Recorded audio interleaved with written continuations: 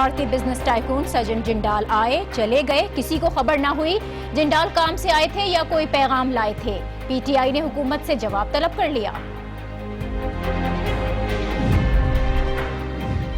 جلد بازی، کوتاہی یا کرپشن؟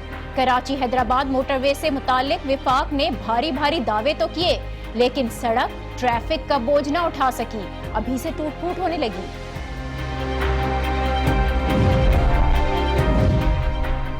ایڈز کی مہلک وبا تیزی سے پھیل رہی ہے۔ اقوام متحدہ نے خبردار کر دیا، اگر بروقت نہ روکا تو افریقہ جیسی المناک صورتحال بھی ہو سکتی ہے۔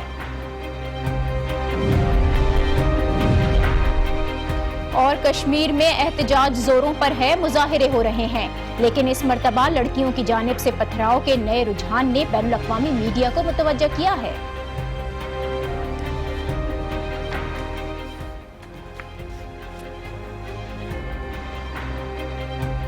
السلام علیکم، آپ دیکھ رہے ہیں نیوز آر ود ناجیہ اور میں ہوں ناجیہ عاشر۔ بھارتی بزنس ٹائکون سجن جنڈال اچانک سے اسلام آباد آئے، پاکستان میں مختصر سا قیام کیا، بڑی اہم اور خفیہ ملاقات کی۔ یہ خبریں سارا دن گھومتی رہی ہیں لیکن حکومت نے تصدیق کی نہ ہی تردید۔ البتہ جنڈال، سوکیت سنگال اور وریندر سنگھ ببر سمیت 3 رکنی انڈین یہ ڈیلیگیشن تھا جو پاکستان آیا، اور پنجاب اسمبلی میں پاکستان تحریک انصاف نے اس پر خوب شور شرابہ کیا۔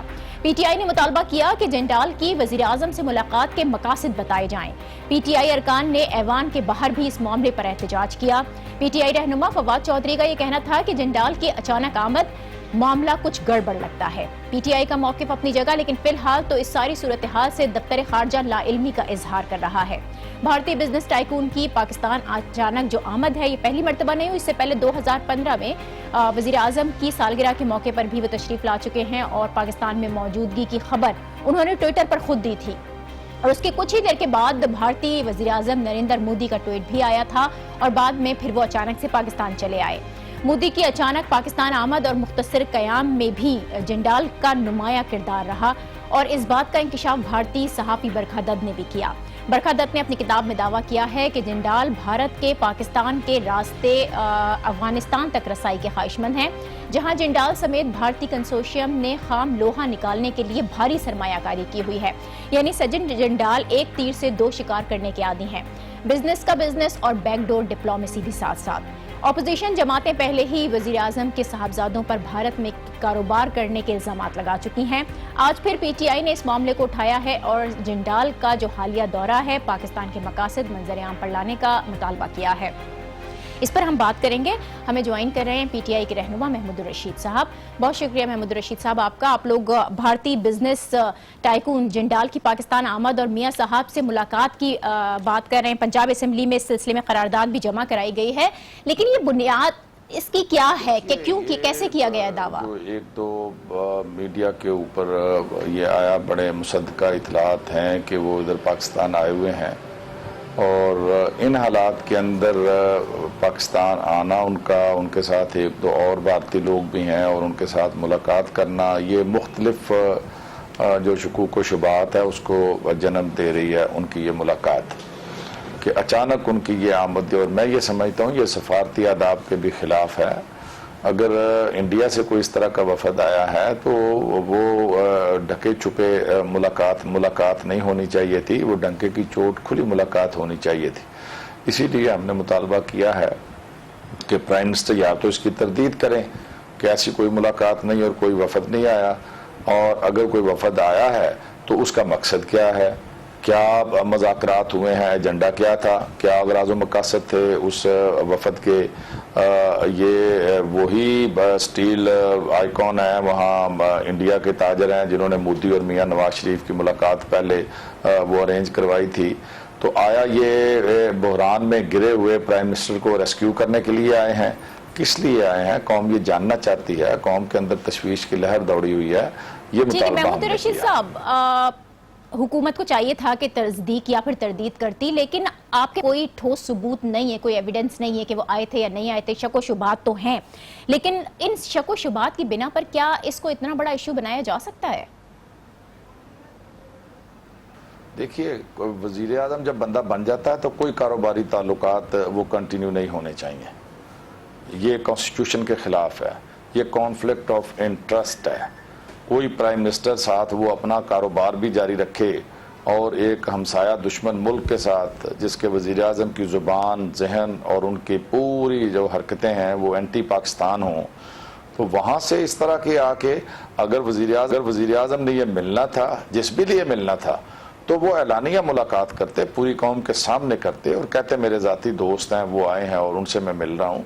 लेकिन उनके इस तरह के छुप छुपा के मिलने से ज़्यादा एक शुकूक व शुबात की कैफियत पैदा हो रही है। तो लेकिन मौजूदा जो हालात हैं, जाहिर है इसमें तो ये छुप छुपा कर ये तमाम काम नहीं किए जा सकते। कुलभूषण यादव का मामला है, एहसानुल्लाह एहसान के इंकशाफात सामने आए हैं।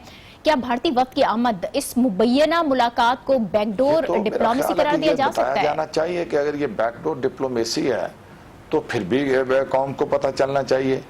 लेकिन अचानक इस तरह की मुलाकात, ये बहुत ही ज़्यादा तशवीश वाली बात है। जिस तरह मियां नवाज शरीफ साहब ने मोदी को अचानक बुलाया अपनी नवासी के शादी की तकरीब में और वो सीधा लैंड करके कई जो है ना रूल्स एंड रेगुलेशन की खिलाफ वर्जी करते हुए उस वफद को यहाँ उतारा गया और उसके बाद वो जाती उम्रा गए। तो ये इस तरह की चीज़ें प्राइम मिनिस्टर को जो है ना वो जेब नहीं देती। ये मज़ीद ज़्यादा, जबकि आप जो वो प्राइम मिनिस्टर खुद बुरानों के अंदर घिरे हुए हैं, इस तरह की मुलाकात जो है उसका मकसद क्या है ये प्राइम मिनिस्टर को बताना पड़ेगा और कौम को इत्मीनान में अब आपकी जानिब से तो चले रिस्पांस सामने आया है, आपने जो ये मुबैना मुलाकात इससे मुतालिक करारदाद भी जमा करा दी है सेक्रेटेरिएट में। अगर हुकूमत की जानिब से कोई रिस्पांस नहीं मिलता तो फिर आप लोगों का अगला लाहे अमल क्या होगा, क्या रद्द अमल होगा? देखिए, हम कोशिश करेंगे कल हम एहतजाज करें और स्पीकर से डिमांड करें कि आप आउट ऑफ टर्न इसको टेकअप करें और इसके ऊपर बहस की इजाज़त दें और फिर स्पीकर का रवैया देखेंगे कि वो इसको मुस्तरद करते हैं या इजाज़त देते हैं। उसके बाद हम कोई मुश्तरका वहाँ पर फैसला करेंगे कि इस पे हमने किस तरह से रिस्पॉन्ड करना है स्पीकर की रूलिंग के बाद। तो ये इशू पंजाब असेंबली में तो उठाया ही गया है, इस पर आप मजीद काम भी करेंगे, लेकिन क्या कौमी असेंबली तक भी जाने का कोई प्लान है पीटीआई का? मेरा ख्याल है कि ज़रूर उठाएंगे, वहाँ पर हमारे जो MNA हजरात हैं। ठीक है। अच्छा, इसके अलावा भी बहुत सारे मामलात हैं जिस पर पीटीआई काम कर रही है, Panama leaks, don leaks, operation Raddul फसाद, फिर भारत से ये जो मामलात है सारे, सियासी माहौल बड़ा गर्म है। मौजूदा सूरत हाल में पीटीआई की सियासी प्लानिंग अब आगे क्या होने वाली है? देखें, पीटीआई तो बड़ी वाज़ेह लाइन ली हुई है पनामा के ऊपर और पीटीआई का जो शुरू से नारा है कि वो एक ट्रांसपेरेंट पाकिस्तान चाहते हैं, करप्शन का खात्मा चाहते हैं। ऐसे तमाम अफराद जो किसी न किसी तरह करप्शन के अंदर मुलव्वस हैं उसके खिलाफ पीटीआई और इमरान खान वो शुरू से जद्दोजहद करते आए हैं और अब हमारी जद्दोजहद जो है वो किनारे लगने वाली है। सुप्रीम कोर्ट के अंदर हुक्मरान ख़ानदान बुरी तरह से एक्सपोज हुआ है और सुप्रीम कोर्ट के सीनियर तरीन जजेस दो ने ये कह भी दिया है कि मियां नवाज शरीफ जो है सादिक व अमीन नहीं रहे। बाकी 3 जजों ने कह दिया मजीद तलाशी दें और एक JIT बना दी है। तो मैं समझता हूँ हम तो अपने मकसद में कामयाब हो गए हैं कि हम इन हुक्मरानों का असल चेहरा जो है वो अवाम को हमने दिखा दिया है और वो बुरी तरह से एक्सपोज हुए हैं। अरबों रुपए की लूट मार जो 90 की दहाई में की गई थी उसका कोई मनी ट्रेल ये खानदान नहीं दे सका। कतरी शहजादे के खत को सुप्रीम कोर्ट पहले मुस्तरद कर चुकी है। तो पीटीआई की जद्दोजहद तो बिल्कुल वाज़ेह है। हम एक ऐसा पाकिस्तान चाहते हैं जो ट्रांसपेरेंट हो, वहाँ पर करप्शन ना हो और कौम के वसाइल जो है वो लूट कर बाहर भेजने की बजाय वो कौम के ऊपर इस्तेमाल किए जाएं। लेकिन महमूद रशीद साहब, इस मामले पर इमरान खान साहब ने बड़ी सीरियस एलिगेशन लगाई हैं हुकूमत पर, और हुकूमत फिर जब कानूनी कार्रवाई के लिए जाती है तो फिर आप लोग क्या करेंगे? बिल्कुल, अगर कोई नोटिस आया तो उसका जवाब देंगे और उसे कंटेस्ट करेंगे। बहुत शुक्रिया महमूद रशीद साहब, पीटीआई के रहनुमा हमारे साथ थे। और जो जिंदाल की आमद को लेकर पंजाब असेंबली के अंदर कार्रवाई की गई, सिर्फ वही नहीं उसके बाद भी आगे ये जो मामला है उठाया जाएगा, महमूद रशीद साहब ये कह रहे थे। एक ब्रेक हम यहाँ पर लेते हैं और इस ब्रेक के बाद कराची हैदराबाद मोटरवे की हम बात करेंगे जो बनने के 2 माह के बाद से ही टूट फूट का शिकार हो गई है। देखते रहिए news our with Nazia. Welcome back. 2 महीने ही गुजरे हैं जब 3 फरवरी को वजीर आजम नवाज शरीफ कराची आए थे। कराची हैदराबाद मोटरवे के एक हिस्से का इफ्तिताह हुआ था। शानदार सड़क बनाने के दावे किए गए थे, रोशन मुस्तकबिल के ख्वाब दिखाए थे, बड़ी बड़ी बातें हुई थी। लेकिन ये बातें, ये दावे 2 माह के बाद ही खुलकर सामने आ गए। कराची हैदराबाद मोटरवे की खस्ता हाली अभी से दिखाई दे रही है। ये सड़क जगह जगह से बैठ चुकी है, इसमें गड्ढे बन रहे हैं, जगह जगह हैवी ट्रैफिक के टायरों के निशान भी वाज़े हैं। सड़क कहीं से उठी हुई है तो कहीं से बैठी हुई है, और ये सब देखने के लिए आपको ज्यादा दूर जाने की जरूरत नहीं है। कराची टोल प्लाजा से 3 किलोमीटर बाद ही ये पैचेस वाज़े नजर आना शुरू हो जाते हैं। इस हवाले से एक तस्वीरी रिपोर्ट आपको दिखाते हैं और बताते हैं कि वज़ीर आज़म ने इस मोटरवे के इफ्तिताह के वक्त दावे क्या किए थे और हकीकत में हो क्या रहा है।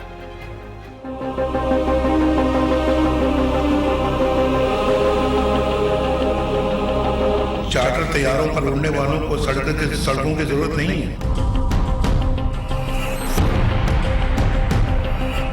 मगर इस मुल्क के अवाम को इसकी जरूरत है। ये आगे कराची जाना है, इसने गवादर जाना है, इसने पाकिस्तान के कोने कोने में पहुंचना है।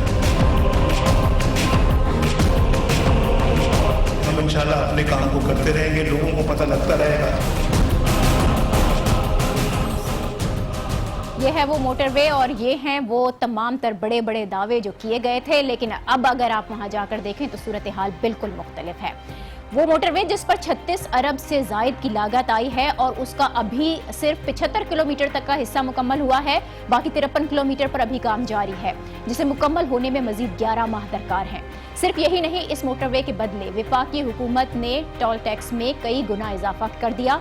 गाड़ियों से 120 और हैवी ट्रैफिक से 800 रुपए तक लिए जा रहे हैं, लेकिन इतने ज्यादा टोल टैक्स के बावजूद मोटरवे की मेंटेनेंस का कोई इंतजाम दिखाई नहीं दे रहा। अभी से ही मोटरवे टूट फूट का शिकार हुई है। आखिर ये सब कुछ हो कैसे रहा है और क्यों मेंटेनेंस नहीं हो रही, इस पर हम बात करेंगे।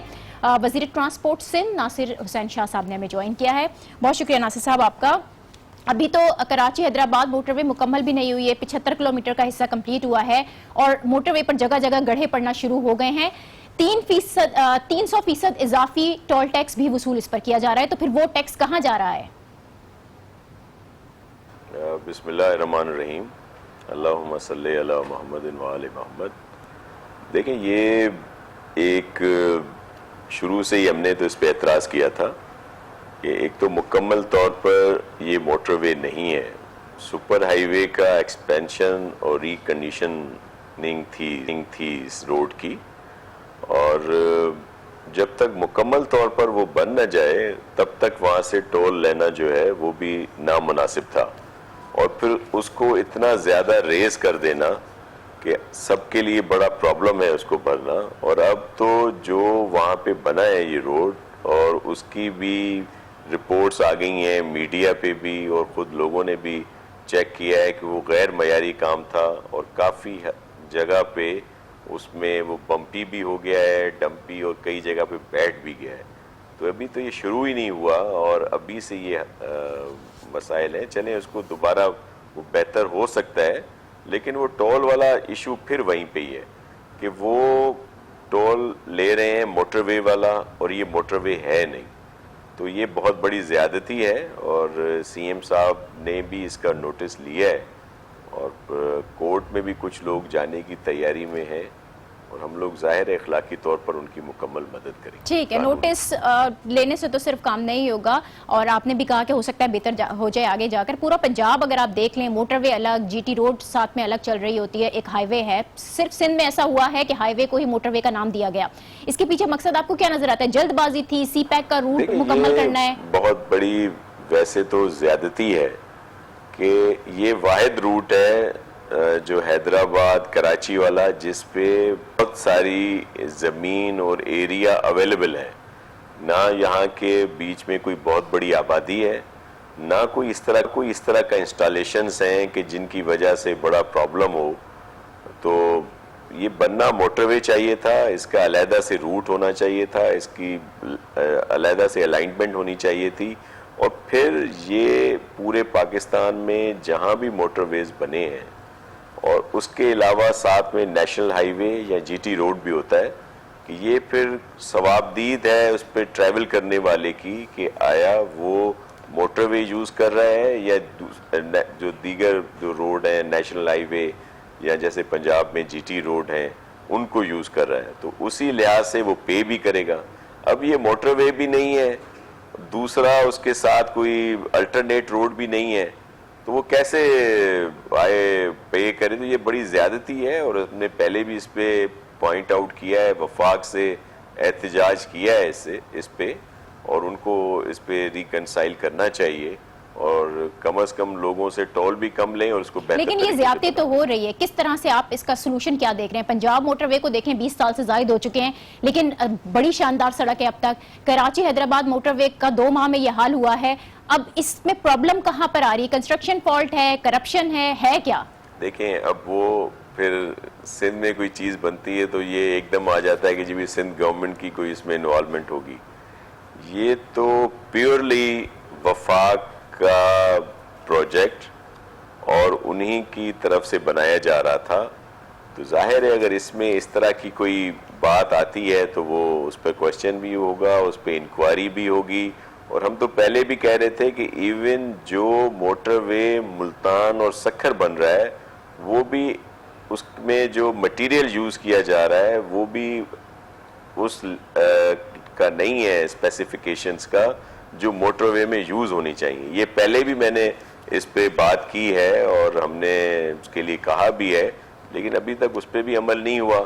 اور اب یہ تو بات سامنے ہے کہ ابھی افتتاح ہوا ہے کچھ عرصہ پہلے، جو پرائم منسٹر صاحب اپنی الوداعی تقریبات کر رہے ہیں، تو اس میں ایک یہ بھی تھا کہ انہوں نے اس کا بھی افتتاح کیا، اور پھر نامکمل جس کو سو کالڈ موٹر وے.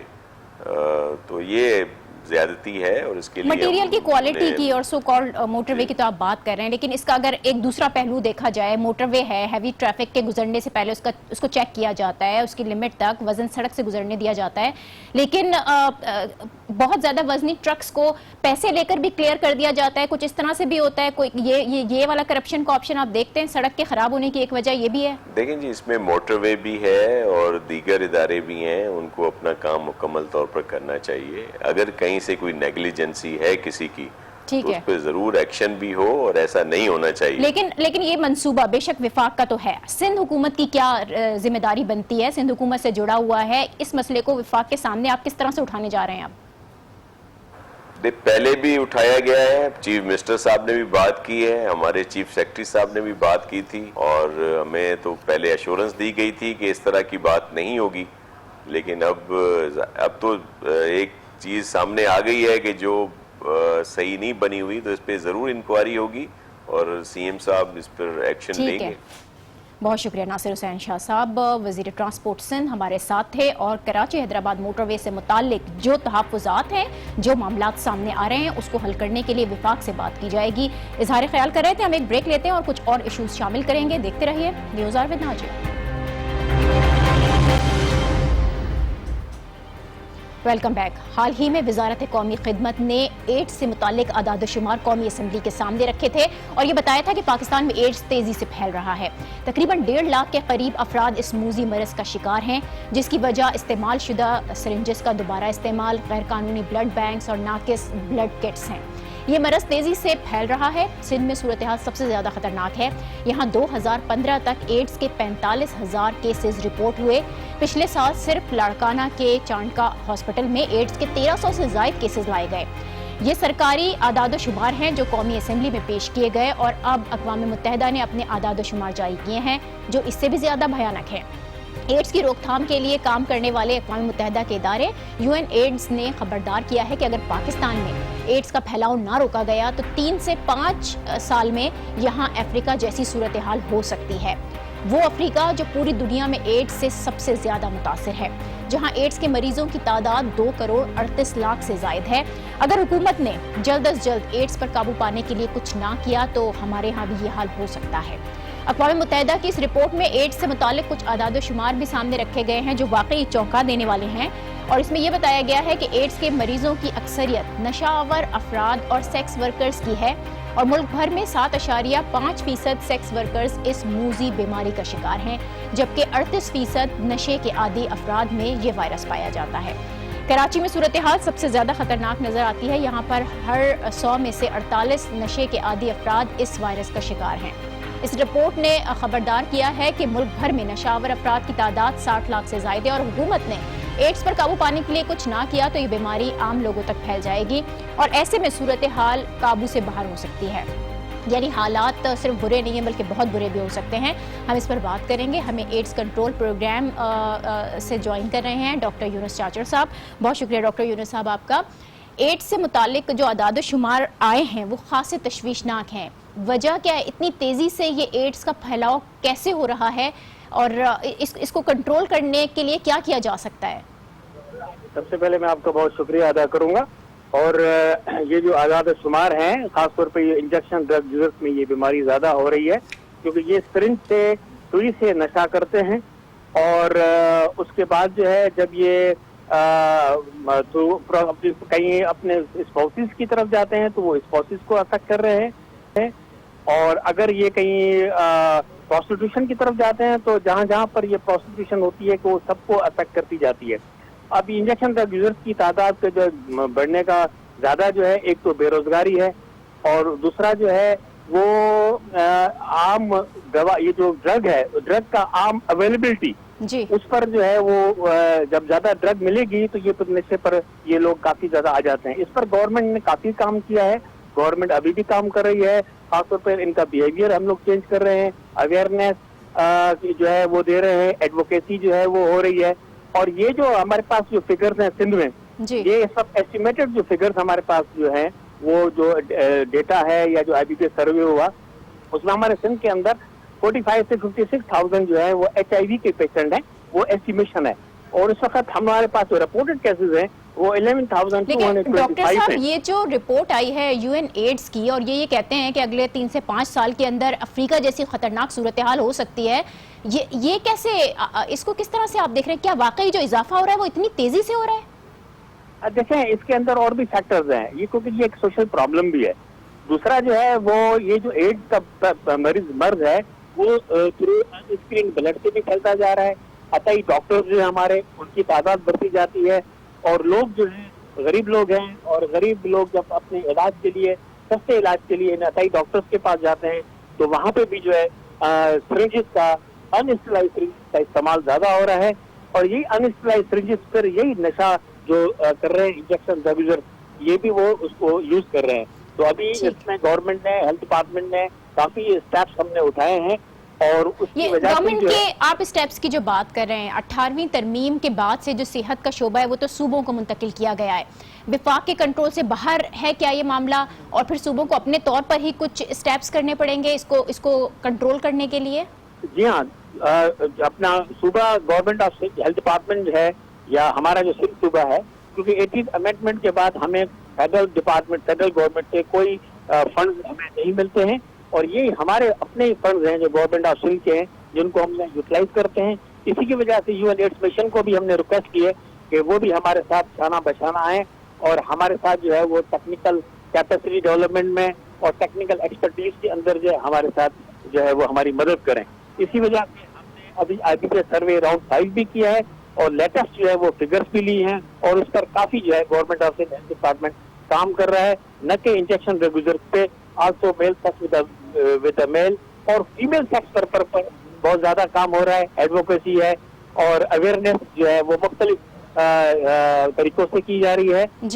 موبائل ہم لوگ بھیج رہے ہیں جو سلم ایریاز میں جا رہے ہیں اور وہاں پہ ایڈوکیسی سیشنز ہو رہے ہیں اور لوگوں کو خاص طور پہ ہماری جو ٹیمز ہیں وہ ہر ولنریبل پاپولیشن کے پاس جس طرح سے آپ نے کیپیسٹی بلڈنگ یا کیپیسٹی ڈیولپمنٹ کی بات کی ہے اس کے لیے آپ کو حکومت سے کیا مدد درکار ہوتی ہے؟ کیا اقدامات کرنے چاہیے حکومت کو؟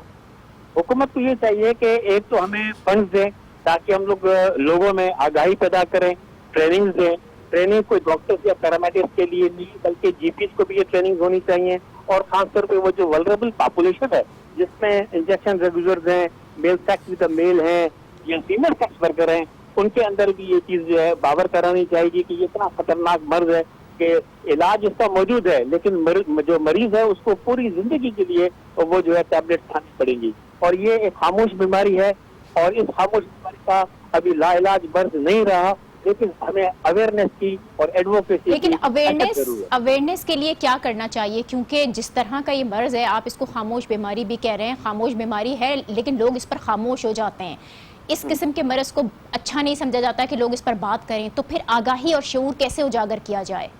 جب تک کہ ہم لوگوں کو ڈرائیں گے نہیں کہ وہ لوگ آئیں اپنا ٹیسٹ کرائیں اور جو بھی انجیکشن ریڈیوسرز ہیں اس پہ ہماری پبلک پارٹنرشپ NGOs کام کر رہی ہیں. ان میں جو سرنجز ہیں اس کے حوالے سے ہم یہ کہتے ہیں کہ آپ وہ سیم سرنجز یوز نہ کریں. ہماری NGOs ان کو دوسری سرنجز دیتی ہیں, نئی سرنجز دیتی ہیں تاکہ ان کا ہم بیہیویئر چینج کریں, اور جب ان کا بیہیویئر چینج ہو جائے گا اور یہ ٹیسٹ ہونے کے بعد ان کا علاج جو ہے وہ ٹریٹمنٹ شروع ہو جائے گی تو ہم اس پر پہ قابو پا سکیں گے. بہت شکریہ ڈاکٹر یونس چاچر. ایڈز کنٹرول پروگرام سے ہمارے ساتھ تھے. موذی مرض ہے, اس پر قابو جب ہی پایا جا سکتا ہے کہ جب ایک طرف جو کیپیسٹی ڈیولپمنٹ ہے وہ بھی کی جائے, پھر اویئرنیس بہت ضروری ہے تاکہ اس موذی مرض سے جان چھڑائی جا سکے. اگلی سٹوری کی جانب ہم چلتے ہیں اور بات کریں گے مقبوضہ کشمیر کی, جہاں پر تحریک آزادی زوروں پر ہے. برہان وانی کی شہادت کے بعد ہی احتجاج کی جو لہر اٹھی تھی وہ تھمنے کا اب نام نہیں لے رہی. واقعی کشمیر بھارت کے ہاتھ سے نکلتا ہوا دکھائی دے رہا ہے. صورتحال جو کشیدہ ہے, آج ہی ضلع کپواڑہ میں فوجی کیمپ پر حملہ بھی کیا گیا جس میں بھارتی فوج کا ایک افسر سمیت 3 فوجی ہلاک ہوئے ہیں اور اس میں کیپٹن بھی شامل ہے. بھارتی فوج اس حملے کو خودکش حملہ بھی قرار دے رہی ہے جس میں 2 حملہ آوروں کو مارے جانے کا دعویٰ کیا گیا. یہ تمام تر صورتحال وہاں پر بن رہی ہے. کشمیر میں بھارت سرکار کا اعلیٰ سطح کا اجلاس کے صرف 2 دن کے بعد ہی یہ معاملہ پیش آیا, جس کے بعد حریت رہنما آسیہ اندرابی کو حراست میں لیے جانے کی بھی اطلاعات ہیں. اس پر ہم بات کریں گے. حریت رہنما ایاز اکبر نے ہمیں جوائن کیا ہے. بہت شکریہ ایاز صاحب آپ کا. مقبوضہ کشمیر میں حریت رہنما نظر بند ہیں, آسیہ اندرابی کو بھی حراست میں لیا گیا ہے, پھر جو سوشل میڈیا اس پر بھی پابندی لگا دی گئی ہے, پھر بھی وہ جو کشمیریوں کی آواز ہے وہ نہیں دبا پا رہا ہے کسی بھی طور پر بھارت. اس وقت وہاں پر کیا صورتحال ہے؟ اصل میں جموں کشمیر کی جو اس وقت صورتحال ہے وہ انتہائی سنگین بنی ہوئی ہے. یہاں اصل میں عملاً مارشل لا نافذ ہے اور آئین قانون عملاً معطل رکھا گیا ہے. زبردست قسم کے مظالم اور مصائب لوگ جھیل رہے ہیں, لیکن اس کے باوجود کشمیریوں کا جو جذبہ آزادی ہے, ان کا جو ہمت ہے, ان کی جو ہمت ہے, ان کا جو حوصلہ ہے وہ اللہ کے فضل و کرم سے دن بدن مضبوط ہوتا جا رہا ہے. اور وہ بھارتی تشدد کے خلاف, بھارتی آکوپیشن کے خلاف طرح کا احتجاج ہے. یہاں کے زن و مرد, چھوٹے بڑے جتنے بھی لوگ ہیں وہ سب اس وقت بھارت کے جبری قبضے کے خلاف اٹھ کھڑے ہوئے ہیں. تو ایاز صاحب آج بھی جو بھارتی فوج کیمپ پر حملہ ہوا اس کے بعد سے پھر یہ خبریں آ رہی تھی کہ بھارتی فورسز اپنا غصہ نکال رہی ہے, سرچ آپریشن کر رہی ہے, لوگوں کو تنگ کر رہی ہے. وادی میں حالات کچھ بہتری کی طرف جاتے ہوئے نظر آ رہے ہیں یا وہی معمول ہے جو اس حملے کے بعد سے ہوا تھا؟ نہیں, حالات تو دن بدن سنگین ہوتے جا رہے ہیں. یہاں جو اصل میں مظالم کا سلسلہ جو جاری ہے وہ اب اسکول کے بچوں کو تک بھی وہ سلسلہ پھیل گیا ہے. وہ کالجوں پر حملے ہو رہے ہیں, اسکولوں پر حملے ہو رہے ہیں, طالب علموں کو ستایا تشدد. لیکن کے فضل و کرم سے لوگ بالکل ڈٹے ہوئے ہیں. وہ اپنا مطالبہ آزادی جو ان کا ہے, جو 70 سال سے ان کا مطالبہ آزادی چلا آ رہا ہے, وہ اس پر الحمدللہ اللہ کے فضل و کرم سے ثابت قدم ہے. اور ہمارا یقین ہے کہ اللہ تبارک و تعالیٰ ضرور ہماری مدد کرے گا اور ہم بھارت کے چنگل سے آزاد ہو جائیں گے. ایاز صاحب, جس طرح سے آپ نے ابھی اسکول کے بچوں کی بات کی ہے, اسکول کے بچوں کی جانب سے بھی احتجاج کیا جا رہا ہے اور جو تازہ ترین تصاویر سامنے آئی ہیں سوشل میڈیا پہ بھی گردش کر رہی ہیں اور شاید انہی تصاویر کے بعد سے سوشل میڈیا پر پابندی بھی لگائی گئی. طالبات کی تصویریں ہیں, طالبات سڑکوں پر نکلی ہیں, احتجاج کر رہی ہیں. بھارتی سرکار ان کو روکنے کے لیے تعلیمی ادارے بند کر رہا ہے. اب یہ طالبات کا جو پھیلتا ہوا احتجاج ہے یہ پورے بین الاقوامی میڈیا اس کی کوریج کر رہا ہے. اس کے بعد سے آپ کو لگتا ہے کہ طالبات کے شامل ہونے کے بعد سے اور جو اسپیشلی توجہ ملی ہے انٹرنیشنل میڈیا کی طرف سے, تو اس کا کوئی امپیکٹ نظر آ رہا ہے؟ ہاں, یقینی طور پر میں آپ کو کر رہا میں یہ پوری قوم اس وقت اٹھ کھڑی ہو گئی ہے. اس میں طالبان علم بھی شامل ہیں, خاص کر ہماری جو طالبات ہیں, ہماری جو بیٹیاں ہیں, ابھی اللہ کے فضل و کرم سے اس وقت ہراول دستے کی حیثیت سے آگے ہیں. وہ بھارت کے جبری قبضے کے خلاف جدوجہد کر رہی ہیں. تو ہماری جدوجہد الحمدللہ ایک فیصلہ کن مرحلے میں داخل ہو گئی ہے اور عنقریب انشاءاللہ بھارت کو جھکنا. بہت شکریہ ایاز اکبر, حریت رہنما ہمارے ساتھ تھے اور کشمیر کی صورتحال سے آگاہ کرتے ہوئے کہہ رہے تھے کہ جو جد و جہد ہے, جوش و جذبہ ہے, وہ اپنے آخری فیصلہ کن مرحلے میں داخل ہوا ہے. کشمیر کی آزادی کے لیے کتنی بھی کوششیں کی جائے بھارت کی جانب سے, لیکن آواز مزید بلند ہوتی ہی چلی جا رہی ہے. آج کے پروگرام سے ہمیں دیجیے اجازت. کل پھر آپ سے ملاقات ہوگی کچھ اہم خبروں اور ان کے اوپر تبصروں کے ساتھ. دیکھتے رہیے نیوز آر ود ناجیہ.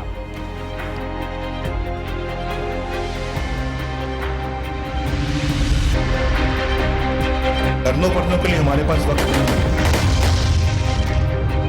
तुम जब डेमोन्स्ट्रेशन करने जाओगे तो मांगोगे क्या? Islamic terrorists, determined